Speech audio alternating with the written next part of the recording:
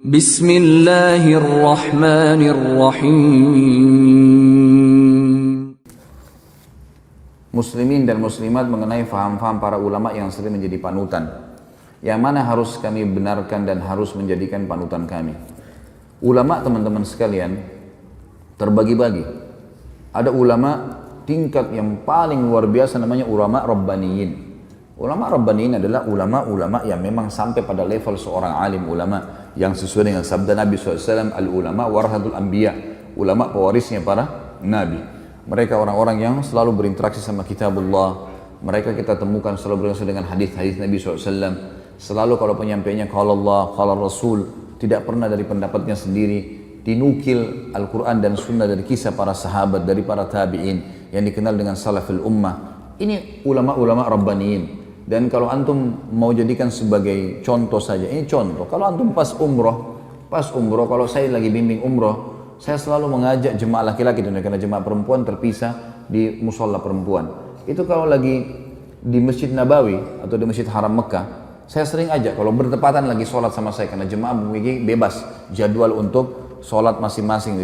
Maka yang sama saya dudukin habis subuh atau habis maghrib. Saya terjemahkan hari ini di masjid ini, hari ini di syekh ini, besok di syekh sana gitu. Ini syekh, ini pak ya yang dikatakan oleh syekhnya. Hukum ini, macam-macam. Selalu perkataannya Allah, qala Rasul. Allah berfirman, Rasulullah bersabda. Tidak pernah ada, ini pendapat saya, ini pendapat guru saya, gitu kan. Setelah itu teman-teman sekalian, saya terjemahkan mereka, saya tanya, Pak, bagaimana pendapatnya? Ya, dari tadi ini kita dengar semuanya ilmu. Saya bilang, saya terjemahkan letterlet saja. Dan ini yang banyak divonis di Indonesia dengan istilah Wahabi. Gitu. Ini Wahabi nih. Apa itu Wahabi? Nggak ngerti. Pokoknya Wahabi suka kafirkan orang. Dari mana Wahabi kafirkan orang itu? Saya tidak pernah mendengar dengan telinga saya ini, teman-teman sekalian. 7 tahun di Madinah ada guru kami mengatakan si fulan kafir, si fulan kafir. Nggak pernah saya dengarin itu. Nggak ada.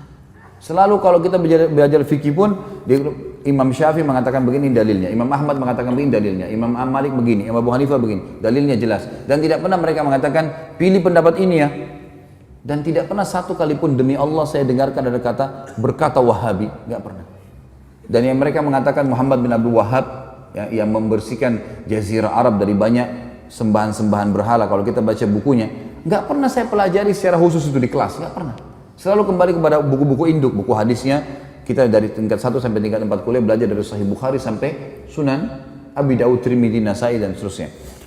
Kemudian juga buku tafsir kita pelajari tafsir Ibnu Katsir, buku-buku induk semuanya. Nggak ada sesuatu yang dianggap asing atau baru. Saya malah terbalik, sebelumnya tahun 89 saya pernah di Kairo. Saya waktu di Al-Azhar malah saya temukan di sana, dan saya yakin teman-teman kalau ada yang pernah kuliah di sana tahu masalah itu. Itu kalau lagi mau belajar fikih misalnya, maka ditanya, siapa yang mazhab Syafi'i? Saya waktu itu sama sepupu saya angkat tangan. Silakan ke kelas sebelah, gurunya sendiri. Siapa yang mazhab Maliki? Angkat tangan. Waktu itu orang-orang mazhab Maliki banyak teman-teman dari Afrika. Angkat tangan. Kelas sebelah, gurunya datang, khusus materi fikih. Siapa yang mazhab Hanafi? Teman-teman dari Turki datang, pindah ke sana. Siapa yang mazhab Hambali? Oh, teman-teman dari Timur Tengah, banyak datang di situ.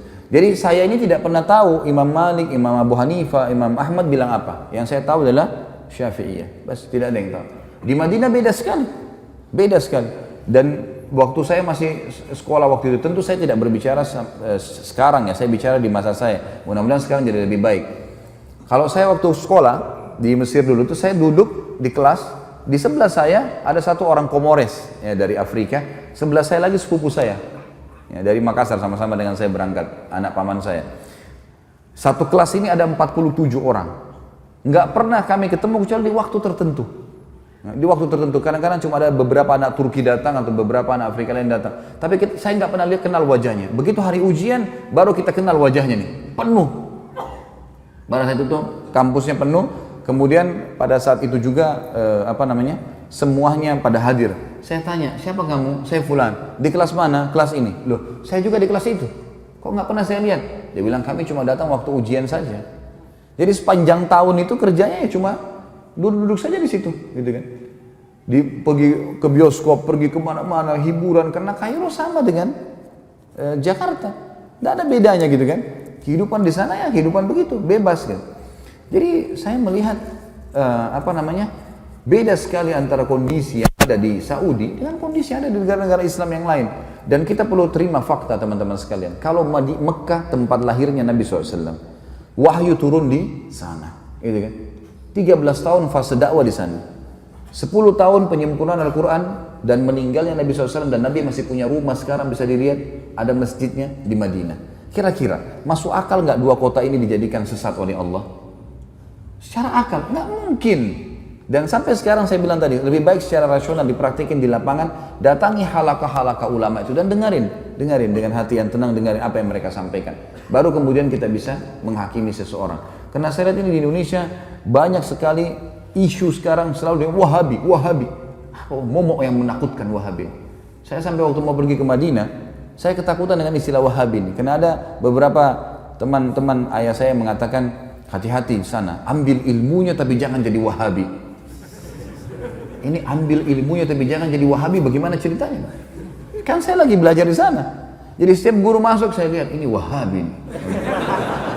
Apa yang dia mau sampaikan nih? Ini momok seperti apa? Sembeli lehernya orang. Ini kafir. Kayak sudah menakutkan. Saya waktu itu ketakutan sendiri. Setelah 6 bulan saya belajar, saya lihat selalu guru datang. Qala Allah, qala Rasul. Allah berfirman, Rasulullah bersabda. Dinukil dari Ibnu Abbas, dari Ibnu Umar, dari ini. Kisah semua yang berhubungan dengan para sahabat, para tabi'in, generasi emas. Imam yang empat yang terkenal madhabnya. Gak ada sesuatu yang baru. Dan setiap kali guru-guru keluar habis meneraskan sebuah materi, pasti saya rasa iman saya bertambah. Terus apa nih masalahnya? Kalau ini yang selama ini divonis sebagai Wahabi, ini berarti keliru nih. Ada sesuatu nih. Setelah saya telusurin, ternyata istilahnya keluar dari mulutnya orang-orang Syiah.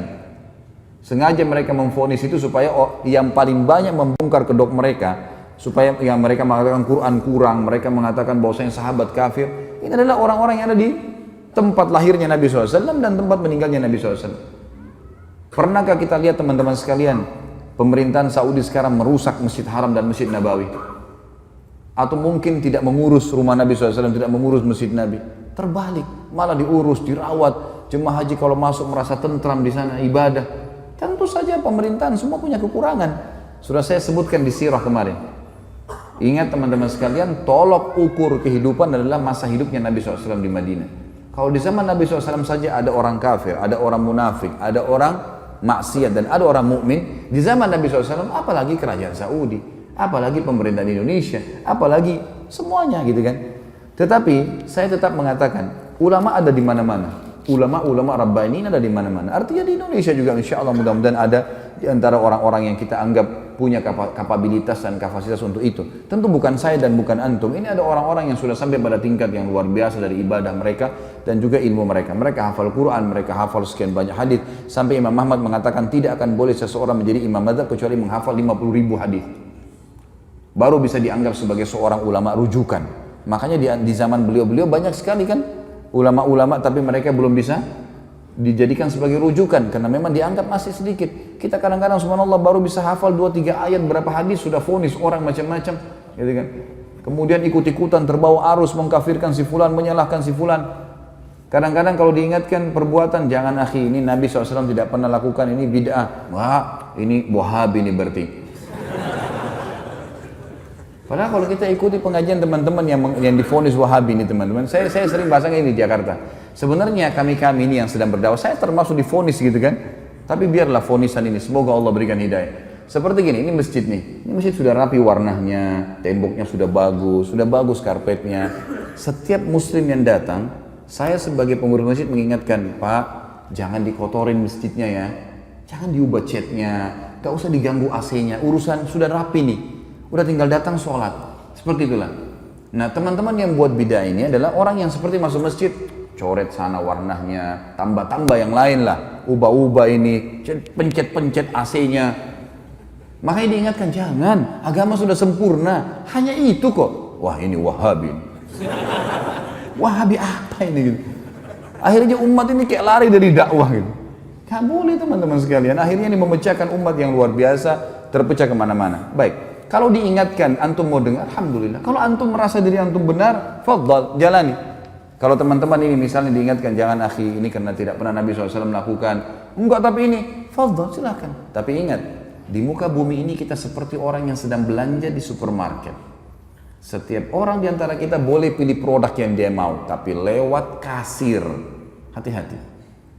Kami mengingatkan supaya jangan salah. Karena kalau ada dalil, pasti udah diterima sama Allah. Enggak ada dalil, bimbang, paling tidak ragu, kan gitu.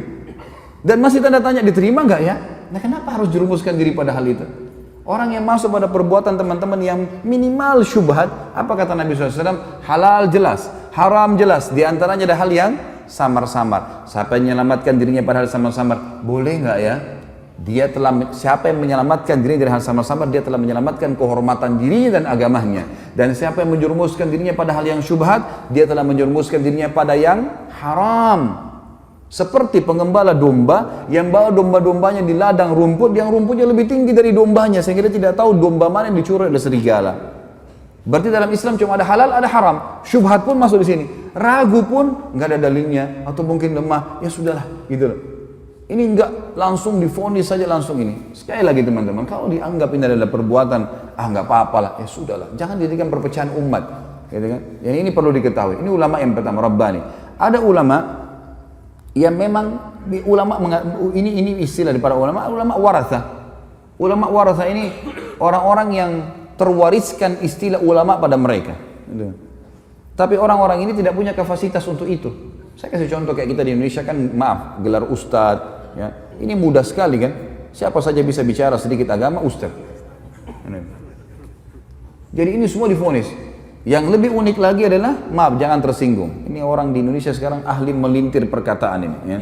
Jangan dipelintir lagi. Saya tidak singgung siapapun dan jangan tersinggung. Nggak usah tersinggung. Kalau baik terima, nggak baik nggak usah terima, kan selesai gitu. Gelar haji. Pak Haji ini pulang dari haji 40 hari alim. Dari mana alimnya nih? 40 hari memang di sana belajar, hafal Quran. Kalau kita lihat jemaah haji kita datang ke sana, tinggal di hotel, pergi sholat di masjid, dan kebanyakan nongkrong depan hotel, masih banyak merokok di situ, ngobrol-ngobrol. Pulang tiba-tiba jadi alim, dari mana ini disulap ini? Hah? Bagaimana caranya bisa tiba-tiba berubah ini? Dan kita vonis, oh ini berarti seorang alim. Yang banyak terjadi di Indonesia, dan ini kita sayangkan sekali. Kalau khatib tidak hadir, baik silakan Pak Haji gantikan. Tentu semua Pak Haji silahkan, tidak ada yang larang, asal dia punya kapasitas ilmu silahkan. Tapi dia naik bicara. Banyak orang di Indonesia terjadi fakta. Ya. Kemudian dia turun dari mimbar, dia tidak mau lagi mengatakan tidak tahu. Semua tahu. Dan yang jadi masalah pengikutnya fanatik. Walaupun salah. Nah ini yang jadi hal yang luar biasa. Ini namanya ulama waratha. Ada orang kakeknya kiai, ayahnya kiai, anaknya jadi kiai otomatis. Dari mana ini otomatis? Ilmu itu harus dipelajari, nggak bisa. Kan itu. Ada yang ketiga, yang terakhir ulama su. Dan ini Nabi SAW sebutkan. Akan datang nanti satu zaman di mana umatku dipimpin oleh ulama su, ulama yang buruk. Kok ada ulama buruk? Apa maksudnya? Kata Nabi SAW adalah ulama yang memanggil umat ini pada kesesatan. Mereka diberikan julukan ulama, tapi mereka ngajak orang-orang untuk berbuat hal-hal yang dikarang-karang sama dia, buat cara ibadah sendiri, nggak butuh dengan syariat. Gimana caranya nggak butuh syariat? Kita butuh Al-Quran dan Sunnah, panduan. Nabi SAW mengatakan, telah aku tinggalkan kepada kalian dua perkara, kalau kalian berpegang teguh padanya tidak akan pernah salah selamanya. Kitabullah wa sunnati. Dan kita sayangkan sekarang memang banyak orang juga. Ini satu hal yang perlu kita garis bawahi supaya kita paham teman-teman sekalian. Sekali lagi tidak menggurui, ya. Al-Quran dan Sunnah, semua sekarang sekte dalam Islam yang mengatakan saya Muslim, kemudian saya disebutkan kepada kelompok tertentu, kami juga punya Al-Quran dan Sunnah, gitu. Baik, semua orang memvonis punya Al-Quran dan Sunnah, tapi permasalahannya ada satu kalimat yang mestinya kita tempelkan dengan itu. Apa itu? Sesuai dengan pemahaman para sahabat. Maksudnya para sahabat. Al-Quran turun kepada para sahabat, banyak ayat turun kepada para sahabat. Hadis-hadis Nabi SAW disebutkan di hadapan para sahabat. Berarti kalau kita kembali kepada tafsir, kita kembali kepada hadis Nabi SAW, lihat perkataan para sahabat. Itu yang penting. Kita sekarang nggak ayat Al-Quran kita vonis sendiri.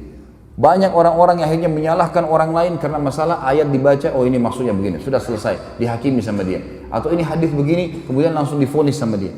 Padahal sebenarnya tidak kembali kepada pemahaman para sahabat. Ini yang Allahu a'lam, yang saya tahu akhirnya membuat umat ini banyak kemana-mana pemahamannya. Dan banyak diantara mereka mengatakan, itu kan zaman sahabat. Sahabat juga bisa melakukan, kenapa kita tidak? Tentu saja sahabat melihat Nabi SAW. Apalagi khulafa' rasyidin, gitu kan? Buktinya Utsman bin Affan boleh buat susun Al-Quran. Dan zaman Umar bin Khattab dijadikan tarawih 20 rakaat. Siapa mereka? Khulafaur Rasyidin. Kata Nabi SAW apa? Alaikum bisunnati wa sunnatu khulafaur Rasyidin mahdiyyin min ba'di. Addu alaihi bin nawajid. Berpegang pada sunnahku dan sunnah Khulafaur Rasyidin. Antum masuk Khulafaur Rasyidin? Kan tidak kan? Nah, iya. Mau disamain perbuatan dia dengan Utsman bin Affan radhiyallahu anhu, dari mana ini? Tidak bisa ketemu. Ada dalil menjelaskan masalah itu kan? Berpegang teguh pada keduanya walaupun dengan gigi geraham kalian. Abu Bakar, Umar, Utsman, Ali yang disepakati Khulafaur Rasyidin, sunnah mereka yang kita ikutin. Perbuatan-perbuatan mereka, contoh yang mereka lakukan, bukan kita teman-teman sekalian, gitu kan?